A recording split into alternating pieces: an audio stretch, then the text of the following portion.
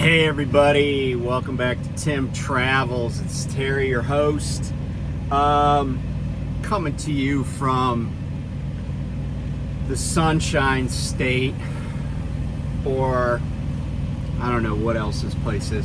I was actually reading an article just a little while ago on I think CNBC's website about how much prices have spiked in Florida for stuff that people are paying like $1,200 a month for homeowners insurance down here. And it was this article about people who had moved down here from New York or Connecticut, or one woman had moved from Kansas, and all these people were like, we got down here and it was like, we couldn't afford it. And one guy was a doctor. And he moved up to Charlotte. So anyway, I guess what's the lyric from the Eagles song? When you call something paradise, you can kiss it goodbye. So anyway, we're down here in Florida. I delivered this morning. I was driving, but my trainee's sleeping. Shh. Trainees need their rest. Delivered down here at UPS in Jacksonville. And then, I try to be even keeled here, but I was like, hey, there's no empties here. And we got a load we got to pick up in Savannah. We don't have to pick it up till tomorrow. I'm like, hey, there's no empties here. They're like, oh, go out here to pick this up. Well, I didn't know what the place was, but I had a feeling just from the code, because if you don't know, Prime has like a code for basically every place in the universe that we would have to go. And so every washout has a code. Every drop yard, everything, like even like shops, like tire shops, or if like I needed to go to like the Thermo King here in Jacksonville, there'd be a code for it. And so they just talk in codes, and then what you could do is there's a macro that you can put the code in on your app and get the address and stuff, directions. So anyway, they give me this code, and the last two letters of it were LC. And I'm like, I have a pretty good memory and a pretty good idea where things are. I was like, I bet you that's in Lake City. But here's what I know. Lake City is not really close to Jacksonville. And because we're out kind of like by the CSX Intermodal Yard, out towards the airport. So sure enough, it was in Lake City. And it's like 58 miles to Lake City. And so I sent a message back, and I'm like, hey, I'm not going to run an extra 116 miles just to get an empty trailer.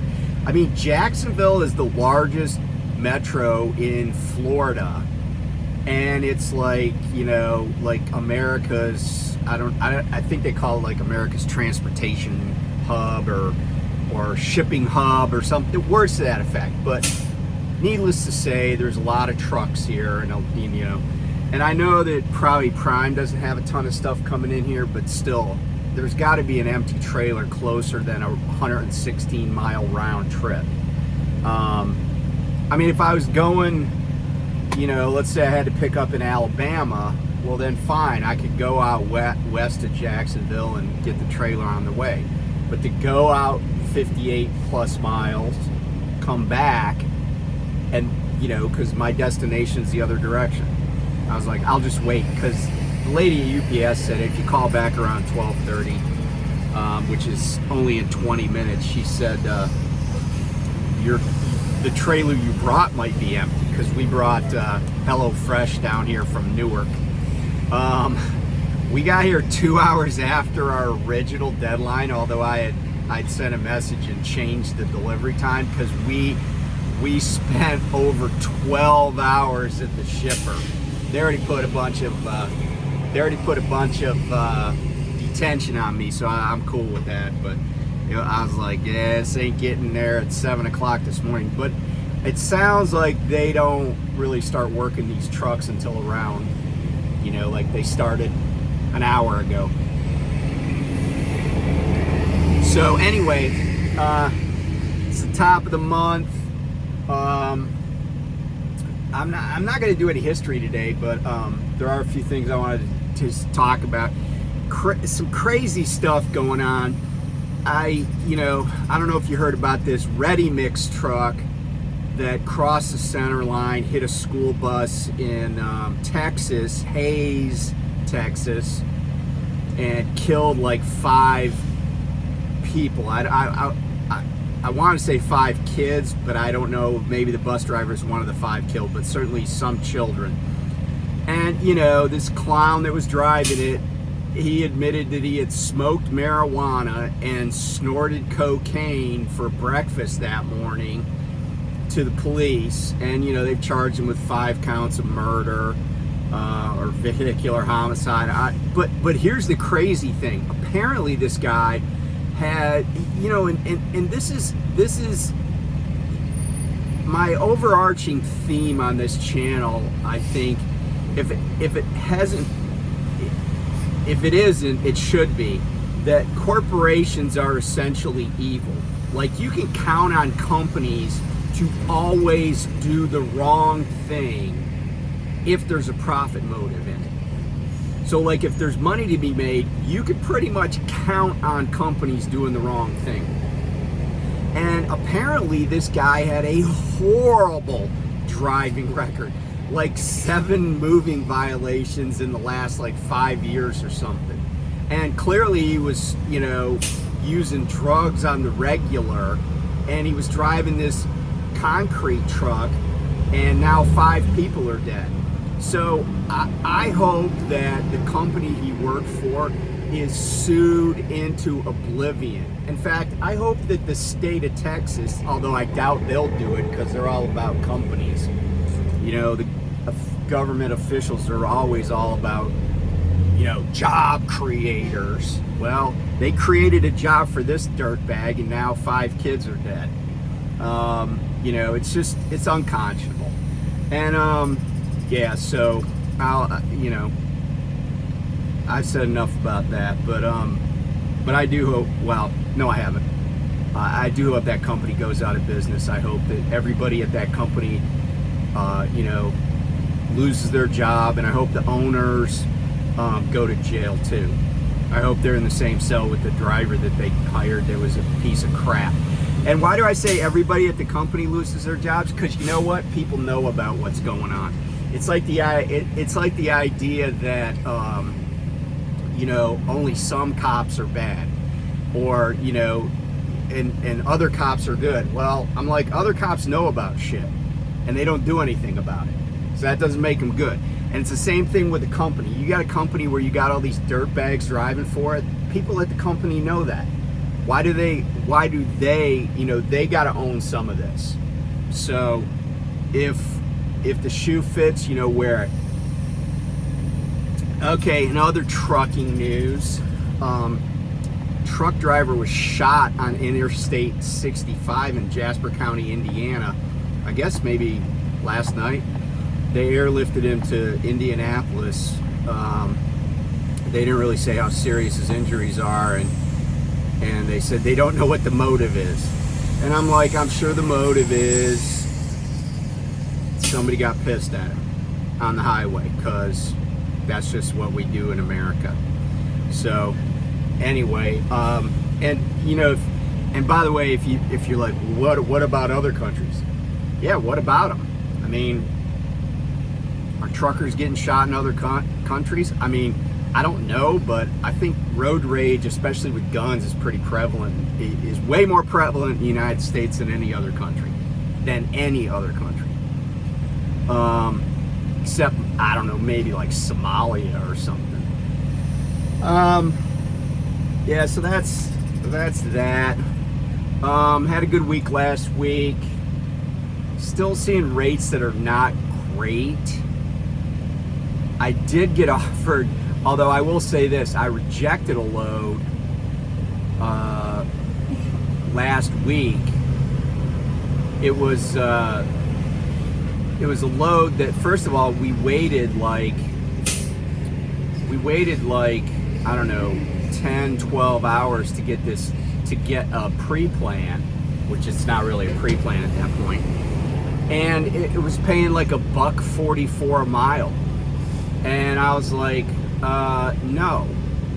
And my fleet manager's all like, well, it's drop and hook on both ends. I'm like, okay, let me think about this. No, I'm not taking it. You know, I have a trainee. And the other thing was, it wasn't just a mileage rate. It wasn't just that it was $1.44 a mile. It was that it was a solo load. Like, I could run this thing by myself.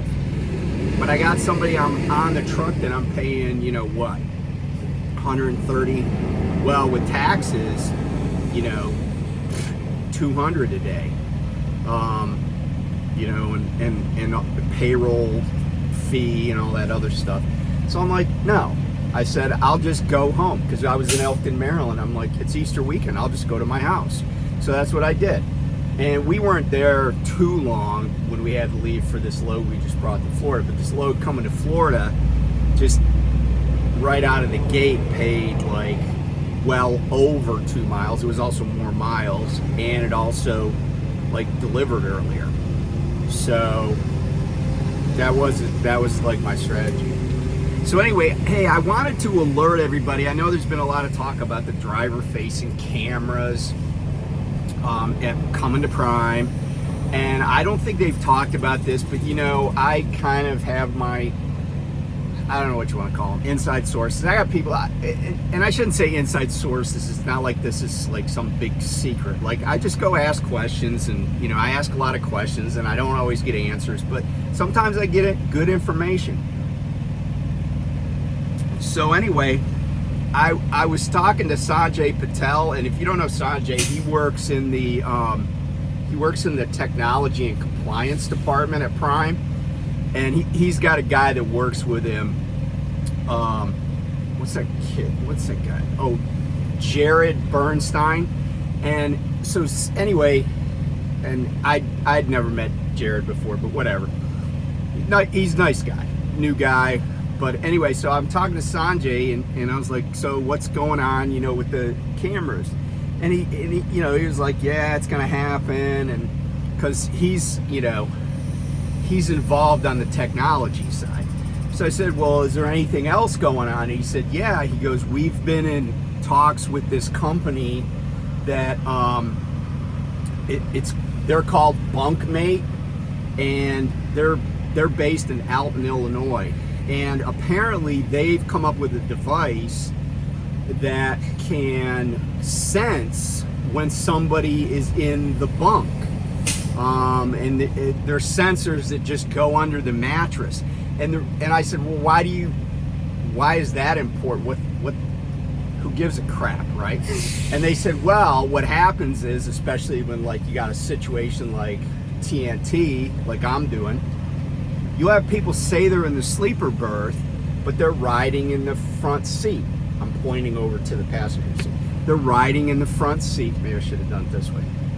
And they're not in the sleeper berth like they say. So they're not getting the required rest, because your 10-hour break, you're supposed to have at least 8 hours of sleep. Same thing when people are splitting their clocks, that they're saying they're in the sleeper berth, when in reality they might be in taking a shower, or you know, like let's say they're doing a 3/7 split.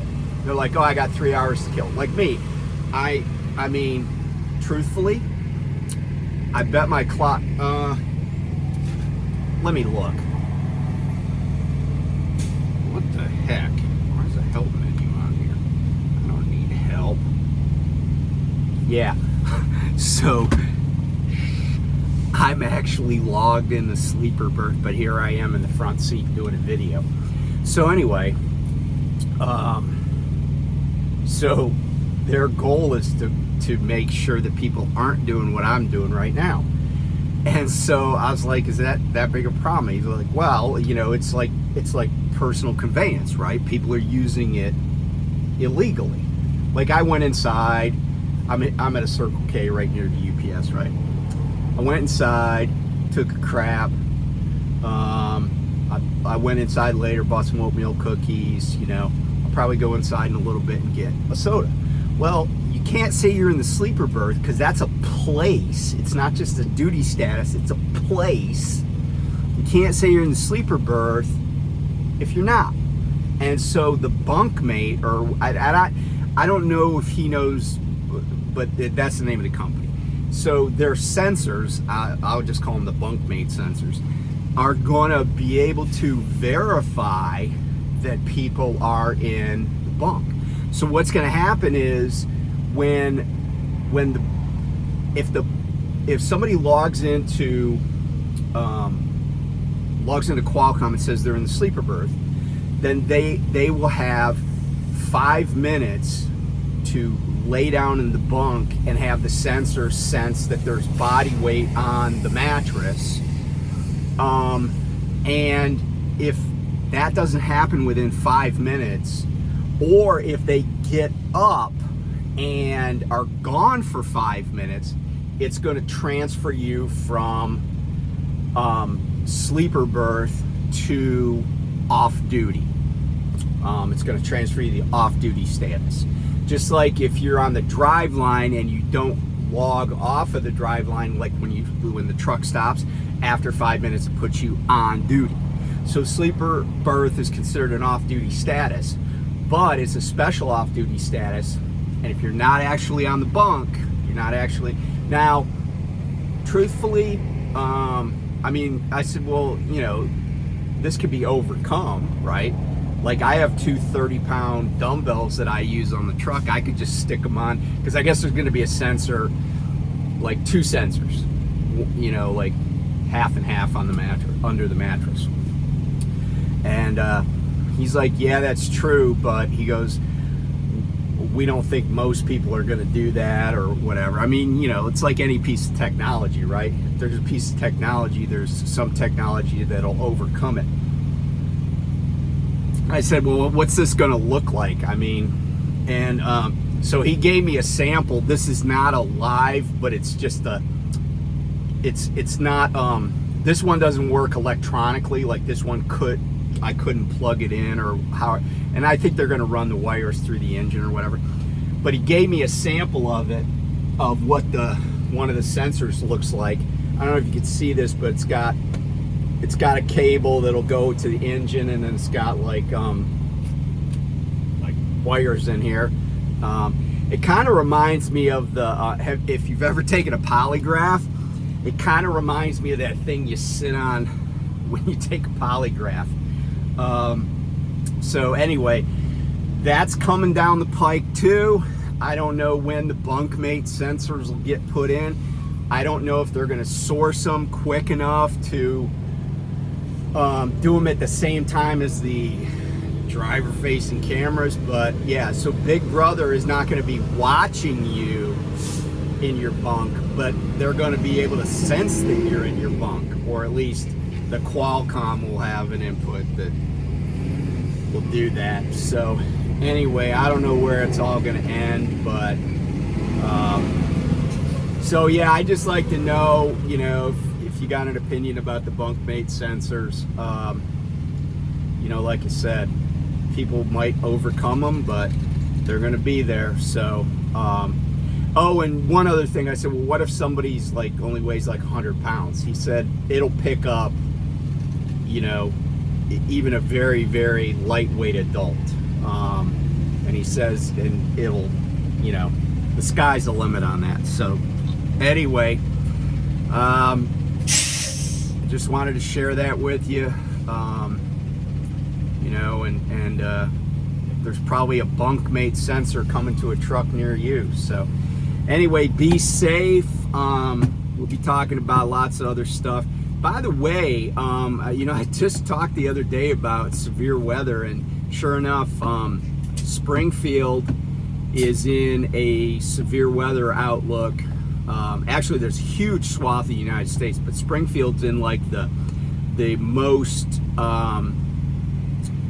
what do I want to say? The most likely to have all threats severe weather. And so all threats means, you know, like lightning, hail, heavy rain, high winds, and possible tornadic activity. So keep your weather eye peeled. You know, eastern Oklahoma, northwestern Arkansas today, and also southwestern Missouri are in that target area. And then that target area moves to the north and east tomorrow. So up towards, more towards Indiana, Illinois, that area. So anyway, thanks for watching, and I'll talk to you soon. Bye.